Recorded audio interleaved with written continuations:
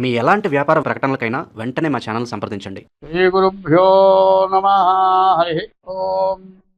శ్రీ మహాగణాధిపతయే నమ. శ్రీ మహాసరస్వత్యై నమ. శ్రీ గురుభ్యో నమ.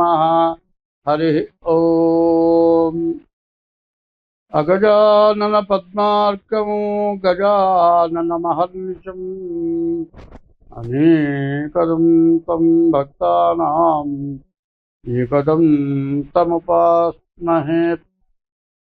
వందే శంభుముమాపతిం సురగురుం వందే జగత్కారణం వందే పన్నగభూషణం మృగధరం వందే పశూనాం పతిం వందే సూర్యశశాంకవక్నినయనం వందే ముకుందప్రియం వందే భక్తజనాశ్రయం చ వరదం వందే శివం శంకరం.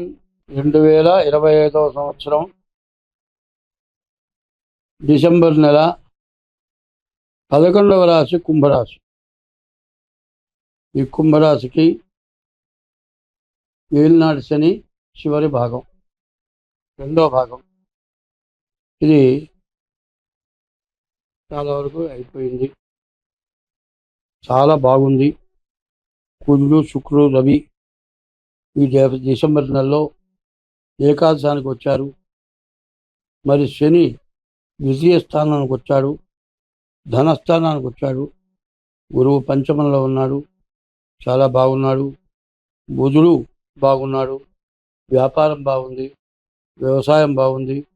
వివాహం కాని వాళ్ళకి వివాహం అవుతుంది, మీరు అనుకున్న పనులన్నీ అవుతాయి. విద్య చాలా బాగుంటుంది, ఉద్యోగం వస్తుంది. విదేశాలకు వెళ్ళాలనుకునే వాళ్ళకి విదేశాలకు వెళ్ళటానికి బాగా మంచి అవకాశం కనబడుతుంది. ఎటువంటి లోటు లేదు. కానీ ఎప్పుడు కూడా శనీశ్వరుడు ఎటువంటి వాడు అనేది ఆలోచిస్తే ఎప్పుడు కూడా పడమట దిక్కును చూస్తూ ఉంటాడు శని, పడమట తిరిగి ఉంటాడు శని. అటువంటి శనికి ఎవరైతే శనిని పూజిస్తారో వాళ్ళని శని ఎప్పుడు ఏమీ చేయను అని చెప్పారు. వాళ్ళకి ఎటువంటి కష్టం కలిగించనున్నాడు. నీవు మంచి నల్ల నువ్వులు, తెల్ల నువ్వులు కాదు, నల్ల నువ్వులు తీసుకొని వెళ్ళి నువ్వులు నూనె పట్టించుకొని ప్రతిరోజు శని దగ్గర దీపారాధన చేసి శని మీద అంతా నువ్వుల నూనె వేసి నల్ల నువ్వులు వేసి కనీసం ఒక బెల్లం ముక్క నైవేద్యం పెట్టొస్తే కనీసం విజయానికి వచ్చినటువంటి శని వల్ల మంచి మేలు జరుగుతుంది. ప్రతిరోజు చేయటం మంచిది. శనివారం తప్పనిసరిగా చేయండి. శనివారం శనికి అభిషేకం చేయించుకోండి. శని త్రయోదశి వస్తే శని త్రయోదశి రోజున శనికి తప్పనిసరిగా అభిషేకం చేయించుకోండి. ఈ రాశి వాళ్ళకి అన్ని విధాలా చాలా మంచి జరుగుతుంది. పిల్లలు లేని వాళ్ళకి పిల్లలు కలుగుతారు. వ్యాపారం లేని వాళ్ళకి వ్యాపారం సాగుతుంది. వ్యాపారం కుంటుబడి ఆగిపోయిన వాళ్ళకు కూడా వ్యాపారం తిరిగి సాగుతుంది. ఇప్పటి వరకు మేషం దగ్గర నుంచి ధనస్సు వరకు 10 రాశుల్లో చెప్పిన దానికంటే ఈ 11వ రాశి అయిన కుంభరాశి అన్ని విధాలా చాలా బాగుంది. ఇప్పటికి 5 సంవత్సరాల నుంచి వీళ్ళ పరిస్థితి చాలా భయంకరమైన స్థితిలో ఉంది. ఏమండి, మీరు చెప్పాము మేము చాలా ఇబ్బందులు పడుతున్నాము అనే మాట చెప్పొద్దు.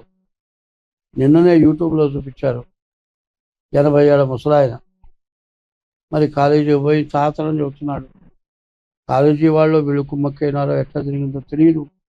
ఈ పిల్లని చిన్న పిల్లని 14 ఏళ్ల పిల్లని పొలాల్లో తీసుకెళ్ళి వ్యభిచారం చేశాడు. అప్పటికి 3 సార్లు 4 సార్లు చేశాడు.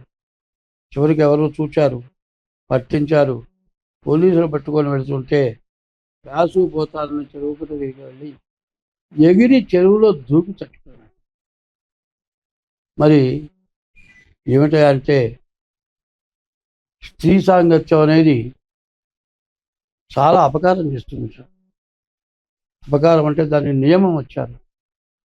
ఇన్ని రోజులకు ఒకసారి స్త్రీని కలవచ్చని. ఇట్లాంటి వాళ్ళకి రోజుకు 10 మంది ఉన్న చాలు. 80 ఏళ్ళ వాడికి ఏం రోగం అండి? 80 ఏళ్ళ వాడికి ఆ బుద్ధి పుట్టొచ్చా? సరిగ్గా కాబట్టి పొద్దుగుకులు ఇది చెబుతున్నాం అంటారేమో. జనానికి పుట్టిన జబ్బు ఇదే.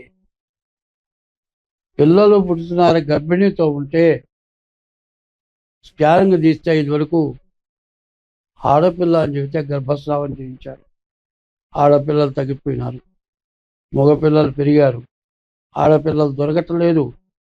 ఇప్పుడు చేయవలసిన పని ఏమిటి? పిల్లల్ని ఎక్కువ మంది కనుక తప్పదు. లేదా అసలు కనబాగని మానేయండి.